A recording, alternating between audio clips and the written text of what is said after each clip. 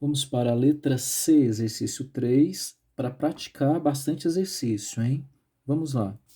Aqui nós temos a representação algébrica do meu número complexo, que será menos 8 raiz de 3 mais 8i.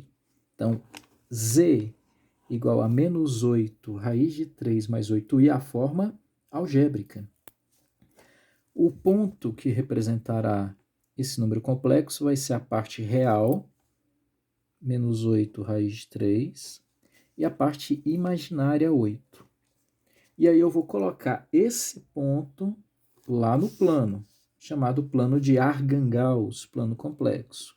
Veja que o eixo real é negativo, menos 8 raiz de 3, prontinho. E a parte imaginária, o eixo que seria o eixo y, vale 8. Então, 8. E aí você tem a marcação do nosso ponto, chamado de afixo. Vai representar geometricamente o meu número complexo. E aí você já sabe que essa distância do centro, da origem do plano para o afixo, o ponto é chamado de módulo. Veja que o módulo se encontra no segundo quadrante. Então, você vai dizer que o argumento, esse ângulo formado no primeiro quadrante, sentido anti-horário, até tocar no módulo, esse ângulo também estará no segundo quadrante. Vai ser importante na hora de escrever a forma trigonométrica. Então, grave que o argumento e o módulo sempre estarão no mesmo quadrante. Nesse caso, é o segundo quadrante. Já que você falou em módulo, vamos calcular o módulo do número complexo.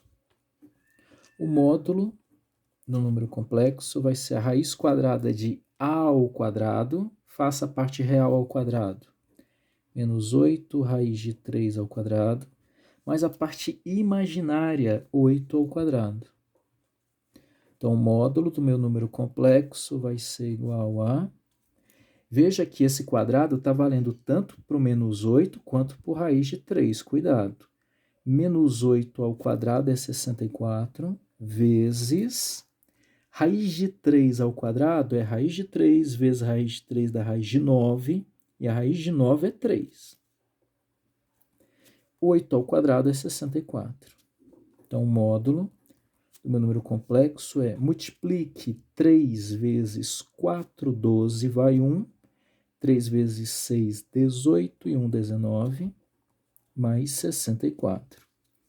Então, o módulo do meu número complexo deu, vamos somar aqui, ao somar dá 256, e a raiz de 256 é 16. 16 vezes 16 dá 256. Beleza? Achei o módulo. Agora eu vou calcular o argumento.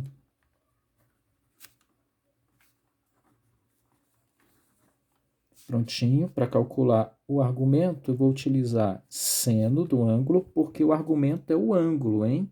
Esse ângulo que eu acabei de formar entre o eixo x e o módulo. O seno, como a gente já tem feito várias vezes, é o valor de b, a parte imaginária, sobre o módulo. E o cosseno é a parte real sobre o módulo. O seno do ângulo é b. Qual é o valor de b? B é a parte imaginária. O b vale 8. Sobre o módulo que eu acabei de calcular, é 16. Ao simplificar por 8 em cima, 8 embaixo, chega a meio. Seno deu meio. Vamos para o cosseno. Para calcular o cosseno do ângulo, eu vou fazer A, que é a parte real, menos 8 raiz de 3, sobre o módulo que eu acabei de calcular, está aqui. O módulo é 16. Cosseno do meu argumento vai ser o menos 8 e o 16 eu simplifico por 8. Vai dar menos 8 dividido por 8 dá menos 1, raiz de 3. E 16 também dividido por 8 dá 2. Beleza? Agora eu vou aproveitar a tabelinha dos arcos notáveis de um outro exercício. Deixa eu ver quanto que deu. Deu 1 meio e menos raiz de 3 sobre 2 para o cosseno. Ó, o seno de 1 meio é 30. O cosseno, para dar raiz de 3 sobre 2, também é de 30 graus. Só que aqui é negativo. O cosseno é negativo. Por que que o cosseno é negativo? É porque na hora que eu fiz o módulo e o argumento, eu percebi que está no segundo quadrante. E no segundo quadrante, o cosseno é negativo. Vê se alguém lembra que o cosseno no ciclo trigonométrico é o eixo x. Portanto, ele é positivo do lado direito e negativo do lado esquerdo. Segundo quadrante. Ó, cosseno é negativo. Agora, e o seno? O seno ele é positivo no segundo quadrante, por quê? É porque o seno é o eixo y, sempre. O eixo y é positivo para cima, negativo para baixo. Se o módulo está no segundo quadrante, o argumento também estará no segundo quadrante. Então, a gente vai trabalhar com um arco que seja simétrico a 30 graus. Aqui, 30 graus, a gente sabe, né? Seno e o cosseno de 30 graus. Mas quem é simétrico a ele no segundo quadrante? Ah, no segundo quadrante, simétrico a 30 graus, vai ser simétrico em relação ao eixo y. Qual que é a dica que eu passo para vocês? Aqui é 0, né? De 0 para 30 será 30 graus. E para sair de dentro do ciclo trigonométrico e voltar para o eixo, a gente também vai ter 30 graus. Como aqui você sabe que é 180, esse arco simétrico a 30 graus vai valer 150 graus. Porque 150 mais 30 vai dar os 180 para a gente estar em cima do eixo. Se aqui a diferença é de 30, aqui no simétrico a diferença também vai ser de 30. 180 graus, então quem está nessa posição é o 150. Então o argumento, o ângulo é 150 graus. E aí a parte mais tranquila, a forma trigonométrica, que vai ser sempre o módulo vezes o cosseno do ângulo do argumento mais i seno do ângulo do argumento.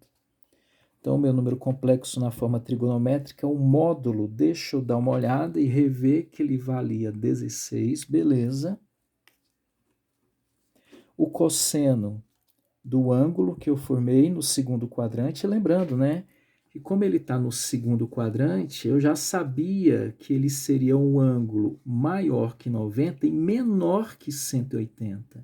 Segundo quadrante, ó, aqui é menor que 180, é menor que meia volta. E realmente foi. 150 graus. Mais i seno de 150 graus. Então, meu número complexo é 16 vezes...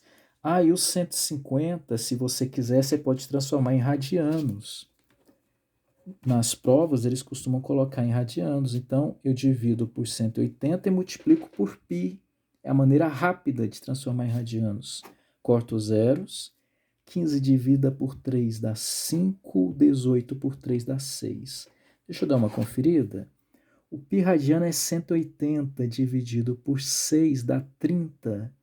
30 vezes 5 é 150, certinho. 5π sobre 6. Cosseno de 5π sobre 6 mais i seno de 5π sobre 6. Essa é a forma trigonométrica do número complexo.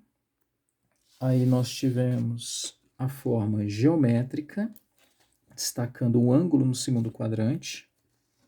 E aqui nós temos a forma algébrica. Exercício 3, letra C. Prontinho.